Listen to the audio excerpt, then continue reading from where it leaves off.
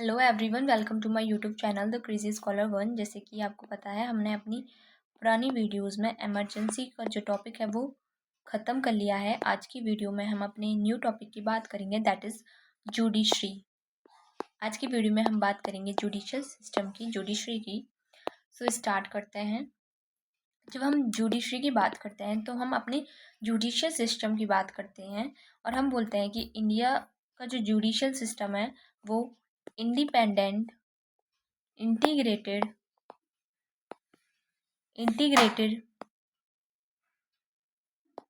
Pyramidal judicial system है। Independent integrated pyramidal judicial system है India का। सो यहाँ पर इंडिपेंडेंट का मतलब क्या है? यहाँ पर इंडिपेंडेंट का मतलब है the separation of the power. Independence mean the separation of the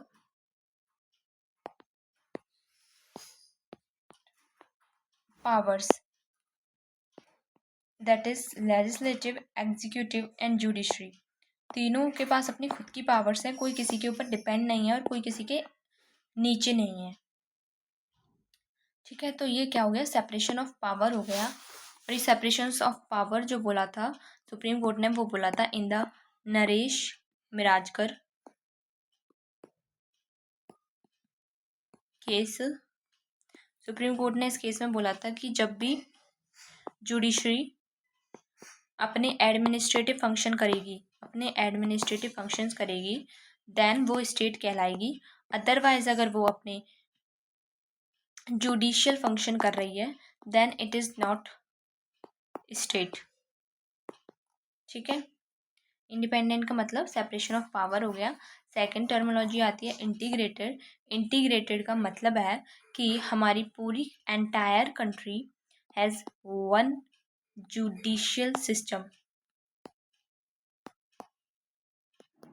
हमारी पूरी इंडिया में एक ही जुडिशियल सिस्टम है।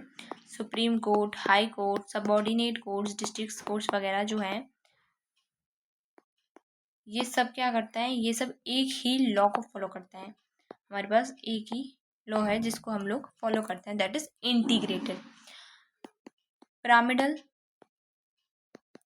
पिरामिडल मतलब we had a wide base and the tapering top which ends into the apex. ठीक है, हमारे पास क्या है? वाइड बेस है, टैपरिंग टॉप है जो कि एपेक्स पे जाकर खत्म हो जाती है। हमारे पास सब ऑर्डिनेट कोर्ट्स हैं, कुछ हाई कोर्ट्स हैं एंड एक हमारे पास सुप्रीम कोर्ट है। ठीक है, तो सबऑर्डिनेट कोर्ट्स कितने हैं हमारे पास? सबऑर्डिनेट कोर्ट्स मैनी, काफ़ी सारे सबऑर्डिनेट कोर्ट्स हैं। जबकि हाई कोर्ट की अगर हम बात करें तो हाई कोर्ट हमारे पास कुछ हाई कोर्ट्स हैं, जबकि सुप्रीम कोर्ट की अगर हम बात करें तो सुप्रीम कोर्ट हमारे पास एक ही है। तो वाइड बेस हो गई, काफ़ी वाइड है बेस, टॉप टैपरिंग टॉप है, एपेक्स पे जाकर ये ख़त्म हो जाती है, पीक पर अपने जाकर ये ख़त्म हो जाती है। This is the pyramidal structure. अब एक एग्जाम्पल मानना कि किसी के पास एक केस आया, सबसे पहला जो केस आएगा वो जाएगा सब ऑर्डिनेट कोर्ट्स में। एक पर्सन था, वो एक्यूज था, वो इसमें हार गया। देन वो क्या करेगा? वो दोबारा से जाएगा हाई कोर्ट। हाई कोर्ट में अब वो क्या करेगा? अब वो हाई कोर्ट में अपील करेगा। वो केस डायरेक्ट नहीं लड़ेगा, दिस इज अपील करेगा। देन अगर वो दोबारा से हाई कोर्ट में भी हार गया, वो जाएगा सुप्रीम कोर्ट एंड देन वो फिर से अपील करेगा। सुप्रीम कोर्ट में भी अपील करेगा, हाई कोर्ट में भी अपील करेगा अगर सबऑर्डिनेट कोर्ट से स्टार्ट हुआ है तो। एक और डॉक्ट्राइन होता है, this is known as doctrine of president, जिसको हम स्टारे डेसिस बोलते हैं। स्टारे डेसिस या फिर डॉक्ट्राइन ऑफ प्रेसिडेंट क्या होता है? प्रेसिडेंट, इसका मतलब है कि ये हमारा जो सुप्रीम कोर्ट है, इन्होंने कोई फैसला दिया, इन्होंने बोला कि राइट टू प्राइवेसी हमारी क्या है? हमारे पास एक हमारी फंडामेंटल राइट है, right to privacy fundamental right है।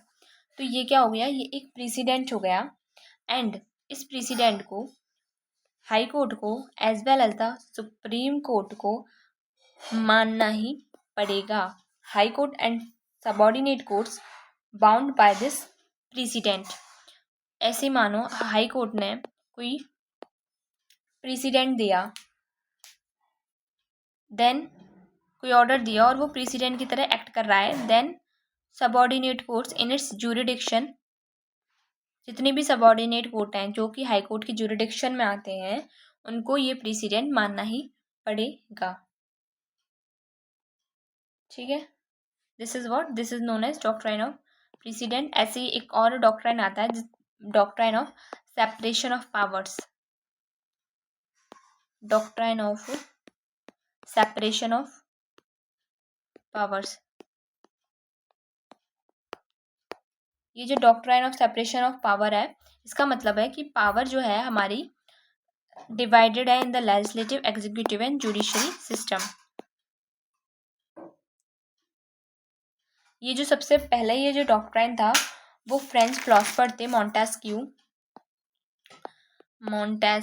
जो कि एक फ्रेंच फिलोसफर थे। उन्होंने अपनी book that is the spirit of the laws, उसमें ये कॉन्सेप्ट दिया था। उन्होंने बोला था कि अगर, मॉन्टेस्क्यू ने अपनी बुक में डॉक्ट्राइन ऑफ सेपरेशन को देते हुए बोला था कि अगर किसी एक ही इंसान के हाथ में पावर रहेगी तो वो क्या बन जाएगा, वो तानाशाही बन जाएगी। कुछ एक ही इंसान के पास या फिर कुछ लोगों के पास, कुछ ग्रुप ऑफ पीपल के पास अगर पावर रहेगी तो उसका मिसयूज बहुत ज़्यादा होगा। तो क्या होगा, उसका मिसयूज होगा। अगर आपने पावर डिवाइड कर दी है, पावर डिवाइड करने के बाद चेक एंड बैलेंस आ जाएगा। कोई भी किसी भी पावर को मिसयूज नहीं कर पाएगा, एक दूसरे की चेक एंड बैलेंस होता रहेगा। This is also known as trias politica भी बोलते हैं इसको। And this is the doctrine of separation. I hope this is clear. हमारा जो सबसे इम्पॉर्टेंट टॉपिक आता है that is the supreme court of India. Supreme court of India, इसको हम पढ़ते हैं। हमारे इंडिया का जो सुप्रीम कोर्ट है, this is the highest appellate court. इसको हाईएस्ट अपीलेट कोर्ट भी बोलते हैं। This is also known as the apex court. इसको हम अपेक्स कोर्ट के नाम से भी जानते हैं। कस्टोडियन भी बोला जाता है इसको, custodian of the constitution of the India, ये भी बोला जाता है। Highest interpreter of the constitution of India भी बोला जाता है। This is the another names of the supreme court. ठीक है, अब हम बात करते हैं about the jurisdictions of the supreme court. जो सुप्रीम कोर्ट की ज्यूरिडिक्शंस हैं उनके बारे में हम बात करते हैं। This is the extent of the power. तो जो ज्यूरिडिक्शंस हैं सुप्रीम कोर्ट की, दीज आर 5 ज्यूरिडिक्शंस। पहली जो ज्यूरिडिक्शन आती है उसको बोलते हैं हम original jurisdiction. Second one is appellate jurisdiction, third is advisory jurisdiction, fourth writ जो है वो फोर्थ jurisdiction हो जाएगी, and fifth one is revisionary jurisdiction। So original jurisdiction जो आती है वो लिखी हुई है in the article 131 of the Indian constitution. Indian constitution के आर्टिकल 131 में ओरिजिनल ज्यूरिडिक्शन लिखी हुई है। अपीलेट ज्यूरिडिक्शन की अगर हम बात करें तो ये लिखा हुआ है आर्टिकल 132 में, 134 में, 134A में एंड 136 में। ठीक है, एडवाइजरी ज्यूरिडिक्शन की अगर हम बात करें तो this is written in article 143 of the Indian constitution. It's हमारे आर्टिकल 32 में है, एंड रिविजनरी जुरिडिक्शन है वो आर्टिकल 137 में है। These are the jurisdiction of the supreme court. सबसे पहली जो जुरिडिक्शन आती है that is the original jurisdiction. Original jurisdiction, ठीक है। ओरिजिनल जुरिडिक्शन का मतलब है where the case start. Start कहाँ पर हुआ है केस, कोई भी केस कहाँ पर सबसे पहले लड़ा जाएगा, this is the original jurisdiction. इसको हम कोर्ट ऑफ फर्स्ट इंस्टेंस भी बोला जाता है, court of first instance. This is what, this is authority to hear the cases first hand. अगर फर्स्ट हैंड पर आप कोई केस हेयर करते हो, this is your original jurisdiction, not by the appeal, ठीक है। अपील की तरह आप उस केस को नहीं लड़ते हो, आप कैसे उस केस का फैसला देते हो, फर्स्ट हैंड। अगर फर्स्ट हैंड आपके पास कोई केस आया है then you are the court of first instance. Like जब भी हम पढ़ते हैं कि जो भी केस आएगा सबसे पहले सबऑर्डिनेट केस कोर्ट में जाएगा, देन उसके बाद अपील होते हुए वो सुप्रीम कोर्ट की तरफ जाएगा। सुप्रीम कोर्ट सबऑर्डिनेट जो कोर्ट है, सबऑर्डिनेट कोर्ट, इनकी खुद की जो ओरिजिनल जुरिडिक्शन है इन the case of criminal case. अगर कोई भी क्रिमिनल केस है देन वो सबसे पहले सब ऑर्डिनेट कोर्ट्स में ही जाएगा, वो हाई कोर्ट नहीं जा सकता, वो सुप्रीम कोर्ट नहीं जा सकता। क्रिमिनल केस अगर है तो वो सबसे पहले सब ऑर्डिनेट कोर्ट्स में ही सुना जाएगा। लेकिन अगर कोई क्रिमिनल केस ना होकर सिविल केस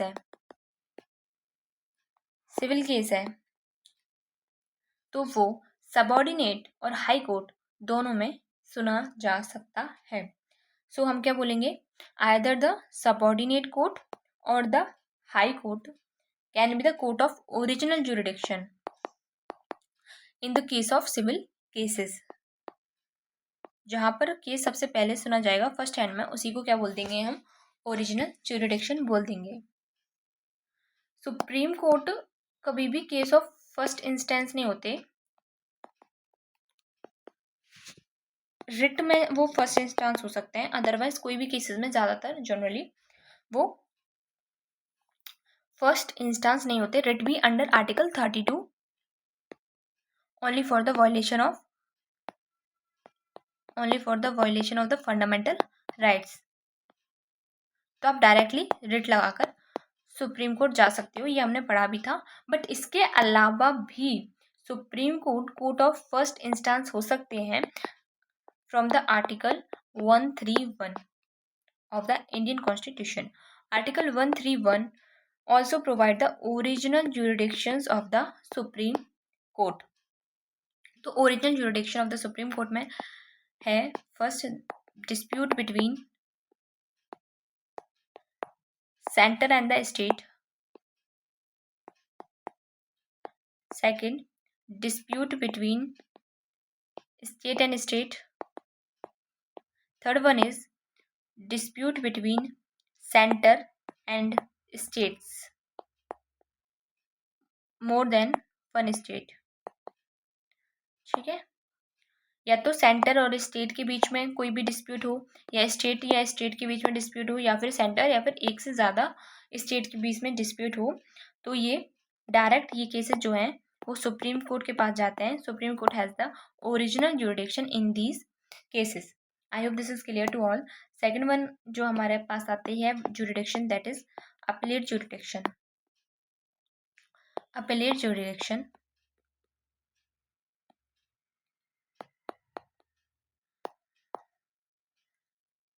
अपीलेट जुरिडिक्शन यानी कि अपील, ठीक है। कोई भी कैसा भी केस हो, चाहे वो क्रिमिनल केस हो या फिर वो सिविल केस हो, ठीक है, टैक्स से रिलेटेड कोई केस हो, मैट्रिमोनियल रिलेटेड कोई भी केस हो, कैसा भी केस हो, ये सारे अपील के थ्रू सुप्रीम कोर्ट तक जा सकते हैं। This is the highest appellate court. Appeal भी है ना, दो तरह की होती है, एक तो होती है क्वेश्चन ऑफ लॉ एंड दूसरी होती है क्वेश्चन ऑफ फैक्ट। तो क्वेश्चन ऑफ फैक्ट क्या होता है, क्वेश्चन ऑफ फैक्ट का मतलब है जैसे कि ए ने बी को थप्पड़ मारा, ठीक है, क्वेश्चन ऑफ फैक्ट का मतलब है यहाँ पर कि ए ने मारा है या नहीं, यस और नो, मारा है या नहीं। तो ये क्या हो गया, क्वेश्चन ऑफ फैक्ट हो गया। क्वेश्चन ऑफ लॉ क्या होता है, फॉर एग्जाम्पल जैसे मानो कि ए और बी क्रिकेट खेल रहे हैं, ठीक है। ए ने बॉल करा रहा है और ए ने जो बॉल फेंकी वो बहुत ज़्यादा हाई स्पीड की थी, बी पर वो खिली नहीं, बी के वो सिर में लग गई और बी की डेथ हो गई, ठीक है। सो यहाँ पर क्वेश्चन आता है कि is this murder, this is question of law, क्या ये मर्डर है। ये फिक्स है कि ए बॉल करा रहा था, ये भी फिक्स है कि बी बैटिंग कर रहा था, ये दोनों क्रिकेट खेल रहे थे, ये सारी चीज़ फिक्स है, बट क्या ये मर्डर है, this is the question of law, this is what, this is question of law, ठीक है। अब आप अपील कर सकते हो, अगर सबऑर्डिनेट कोर्ट्स ने बोल दिया कि ये मर्डर है, देन आप अपील कर सकते हो इन द हाई कोर्ट। अगर हाई कोर्ट ने बोल दिया मर्डर है तो आप अपील कर सकते हो सुप्रीम कोर्ट में, ठीक है। सबऑर्डिनेट कोर्ट से हाई कोर्ट जाना, सब ऑर्डिनेट जो कोर्ट्स हैं उनसे हाई कोर्ट जाना आपका राइट है, आपका अधिकार है, आप देयर इज नो प्रॉब्लम, आपका क्योंकि राइट है तो आप हाई कोर्ट जा सकते हो। बट हाई कोर्ट से सुप्रीम कोर्ट जाने के लिए you need a leave, leave यहाँ पर मतलब है इजाज़त, आपको इजाज़त लेनी पड़ेगी ऑफ द सुप्रीम कोर्ट। और सुप्रीम कोर्ट ये इजाज़त कब देंगे आपको, सुप्रीम कोर्ट आपको ये लीव तब देंगे जब उन्हें लगेगा कि जो अपील करने वाले हैं उनका जो केस है that deal with either the substantial question of law और the interpretation of the constitution of India. इन दोनों केसेस में अगर उन्हें लगता है कि या तो वो सब्सटेंशियल क्वेश्चन ऑफ लॉ है या interpretation of the constitution of India से रिलेटेड कोई भी केस है, तो सुप्रीम कोर्ट अपने पास उस केस को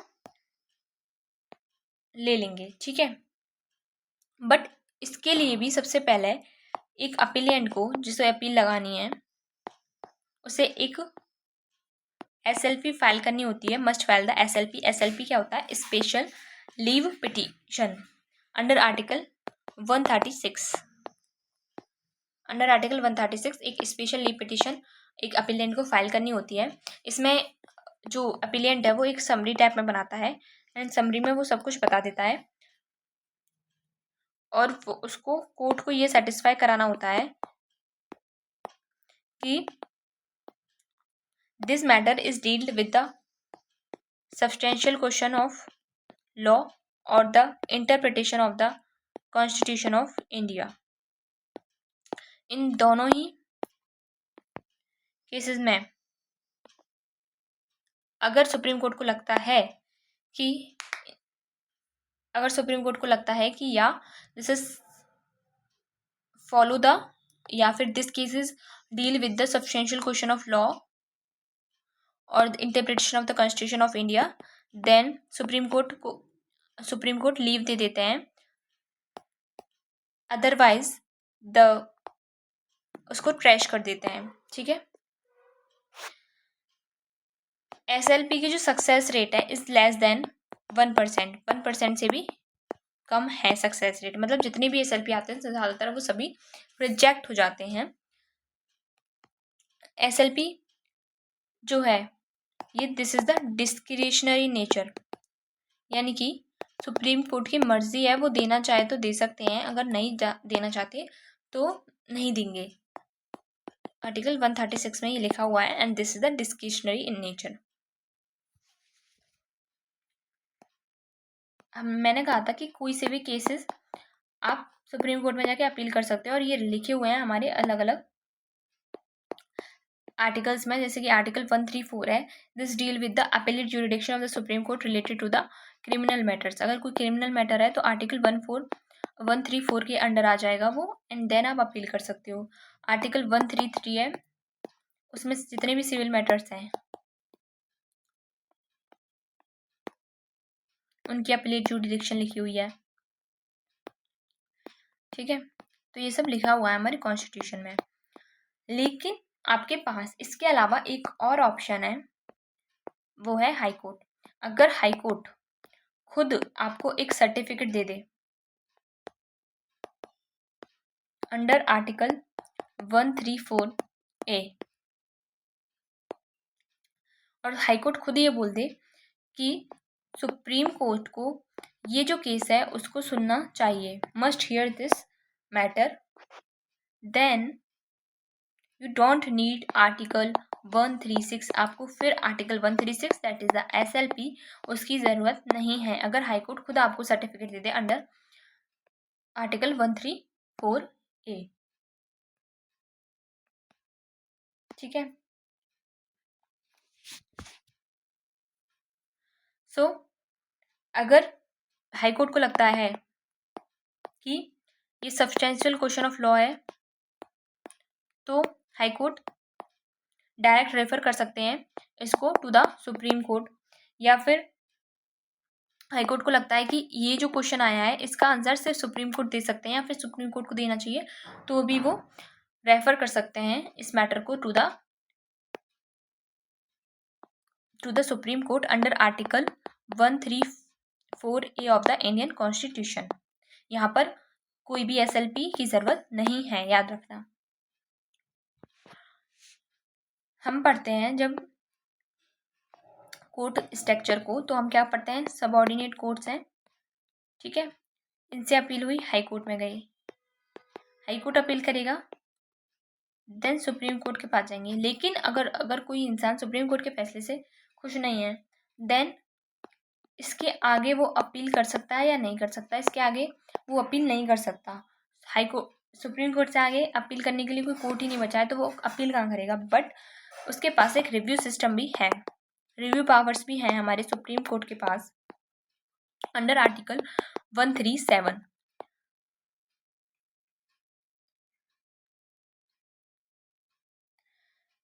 अपील तो नहीं कर सकते, बट 137 के अंडर रिव्यू कर सकते हैं अपने पुराने डिसीजंस को। लेकिन दिस इज एरर्स जो ऑन द फेस आपको दिखेंगे, यानी कि जो पेटेंट एरर्स हैं, बड़े बड़े जो एरर्स हैं, उन्हीं को इससे सही किया जाता है। कोई स्मॉल मिस्टेक्स को ठीक नहीं किया जाता, ना ही कोई भी केस को दोबारा से स्टडी किया जाता है। लेकिन जो ऊपर ही ऊपर दिख रहे हैं कि इसमें कोई गलती है, देन उसे रिव्यू कर लिया जाता है। Review provision is not for the small mistake, it is for the bigger mistakes.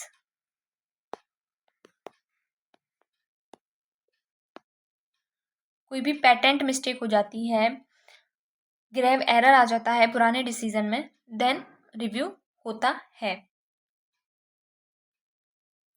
ठीक है, review petition must be filed within the 30 days of the judgment. Judgment के 30 दिन के भीतर भीतर आपको रिव्यू पिटिशन फाइल करनी होती है, and are typically heard by the same bench. जिस बेंच ने आपका फाइनल डिसीजन दिया होता है, वही बेंच आपके उस रिव्यू को हर्ट करती है। ठीक है, I hope this is clear. Next हमारे पास important one is advisory jurisdiction. जो advisory jurisdiction of the supreme court, advisory jurisdiction यानी कि एडवाइस देते हैं supreme court under article 143। Article 143 के अंडर ये सुप्रीम कोर्ट के पास पावर है कि वो एडवाइस दे सकते हैं टू द प्रेसिडेंट, अगर प्रेसिडेंट मांगे तो। अगर प्रेसिडेंट कोई भी एडवाइस चाहते हैं from the supreme court, then supreme court advice दे सकते हैं।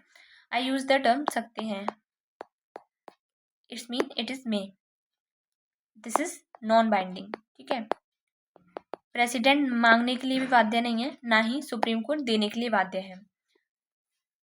ये है अंडर आर्टिकल 143 का क्लॉज 1, जो कि बोलता है discretionary advisory jurisdiction. Discretionary advisory jurisdiction, जिसमें president is not bound to ask and supreme court is not bound to tell. But article 143 का क्लॉज 2 बोलता है about the mandatory jurisdiction in the interstate dispute, in the interstate disputes।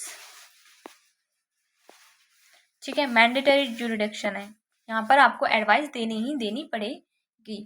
किस case में देनी पड़ेगी? जब हमने हमारा आर्टिकल 131 पढ़ा था, that is the original jurisdiction of the Indian constitution, तो हमने पढ़ा था इसमें अगर डिस्प्यूट हो between the centre state, state और centre and state, many state, one और मोर देन वन स्टेट अगर हो, तो आर्टिकल 131 के अंडर ये सुप्रीम कोर्ट का ओरिजिनल जुरिडिक्शन हो जाता है।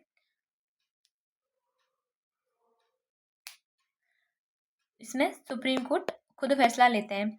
लेकिन इफ द डील्स, अगर ये जो डिस्प्यूट है ये डील करता है विद एनी एग्रीमेंट या कोई भी ऐसी treaty which is pre constitutional, जो कि क्या हो, प्री कॉन्स्टिट्यूशनल हो, यानी कि 26 जनवरी 1950 की पहले की हो, then supreme court can't deal with it under article 131 के अंडर सुप्रीम कोर्ट उसके साथ डील नहीं कर सकते। Such dispute can be dealed by article 143(2), यानी कि प्रेसिडेंट क्या करेंगे, प्रेसिडेंट एडवाइस मांगेंगे सुप्रीम कोर्ट से एंड सुप्रीम कोर्ट अपना ओपिनियन रखेंगे, यहाँ पर ये मैंडेटरी है, सुप्रीम कोर्ट को अपना ओपिनियन रखना ही पड़ेगा। आर्टिकल 143 का क्लॉज 1 में ये मैंडेटरी नहीं था, डिस्क्रिशनरी था, मर्जी थी सुप्रीम कोर्ट की रखे नहीं रखे। बट आर्टिकल 143 क्लॉज 2 यानी कि कोई भी प्री कॉन्स्टिट्यूशनल डिस्प्यूट होता है बिटवीन द सेंटर स्टेट या सेंटर स्टेट प्लस स्टेट में, तो फिर दिस इज द मैंडेटरी, ये क्या हो जाता है, मैंडेटरी हो जाता है। यहाँ पर सुप्रीम कोर्ट को आंसर देना ही पड़ता है। जो हमारी एडवाइजरी जुरिडिक्शन है ये एक कंसल्टेटिव जुरिडिक्शन है। This is the consultative jurisdiction. और ये जो ऑर्डिनरी जुडिशियल फंक्शन है इससे थोड़ी सी अलग है। वैसे तो प्रेसिडेंट के ऊपर ही बाइंडिंग नहीं होती, not binding to the president. कोई भी एडवाइस अगर सुप्रीम कोर्ट देता है this is not binding to the president, but such opinion carry great weight, heavy weight, बहुत ज़्यादा इस बात का प्रभाव होता है एंड जनरली फॉलो की जाती हैं वो। ऑब्वियसली जब इतना बड़ा सुप्रीम कोर्ट, हमारे अपेक्स कोर्ट अगर कोई डिसीजन पर अपनी राय रख रहा है तो जनरली वो फॉलो ही की जाएगी। कावेरी वाटर डिस्प्यूट जो हुआ था, वाटर डिस्प्यूट ट्रिब्यूनल केस में बोला था सुप्रीम कोर्ट ने that advisory opinion is normally followed. क्या बोला था कि Kaveri water dispute tribunal case में कोर्ट ने बोला था कि जो एडवाइजरी ओपिनियन है वो जनरली फॉलो किया जाता है। And Ahmedabad Saint Xavier college versus state of Gujarat 1974 में सुप्रीम कोर्ट ने बोला था कि जो एडवाइजरी ओपिनियन है is not binding in the subsequent cases but carries great weight. Advisory opinion है वो बाइंडिंग नहीं है बट उसका खुद का अपना एक बहुत ज़्यादा वजन है। I hope this is clear to all. आगे की वीडियो में हम इसी को कंटिन्यू करेंगे, हमारा जुडिशरी जो चल रहा है उसको कंटिन्यू करेंगे। Thank you so much for watching this video. अगर वीडियो पसंद आया हो तो प्लीज़ इसको लाइक करना, चैनल पर पहली बार आए हो तो चैनल को सब्सक्राइब करना। Thank you so much guys.